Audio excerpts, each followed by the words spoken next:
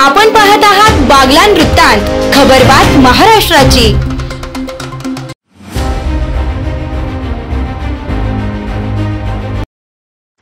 देशातील 12 ज्योतिर्लिंगांपैकी एक असलेल्या त्र्यंबकेश्वर मंदिर परिसर विकासासाठी प्रयत्न केले जातील।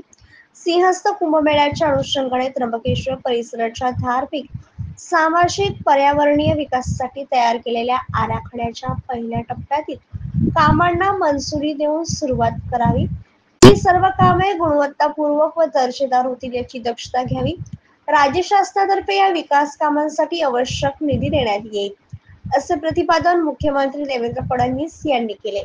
शासकीय विश्रामगृह येथे आगामी सिंहस्थ कुंभमेळा 2027च्या अनुषंगाने त्र्यंबकेश्वर विकासासाठी तयार केलेल्या आराखड्याच्या अनुषंगाने आयोजित आढावा बैठकीत ते बोलत होते।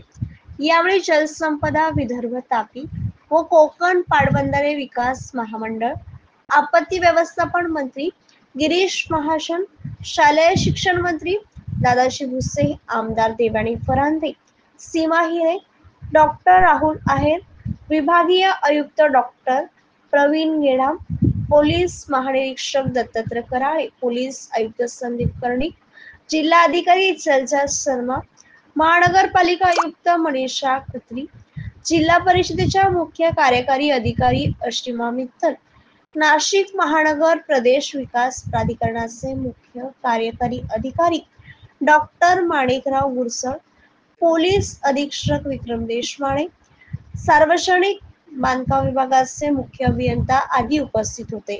मुख्यमंत्री फडणवीस म्हणाले की त्र्यंबकेश्वर परिसराची नैसर्गिक रचना खूप सुंदर आहे। या परिसराच्या विकासासाठी जिल्हा प्रशासनाने तयार केलेल्या आराखड्याची अंमलबजावणी करण्यात येईल। उच्च अधिकारी समिती आणि मुख्यमंत्र्यांच्या अध्यक्षतेखाली समितीच्या माध्यमातून आराखड्याला मंजुरी देण्यात येईल। या अंतर्गत त्र्यंबकेश्वर परिसरात विविध विकास कामे केली जातील। आगामी सिंहस्थ कुंभमेळा 2027 मध्ये होणार आहे।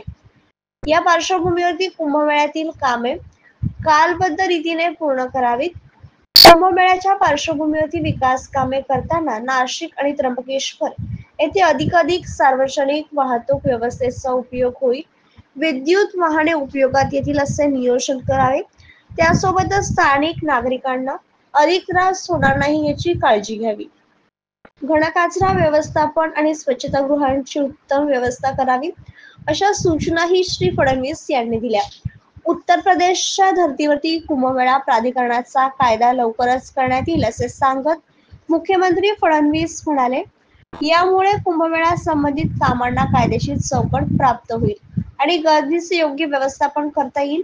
आयोजनादरम्यान विविध सुविधांचे उत्तम व्यवस्थापन होण्यासाठी हे गरजेचे आहे। गोदावरी नदी शुद्धीकरणासाठी मलनिस्सारण प्रकल्पाची कामे तातडीने सुरू करावीत।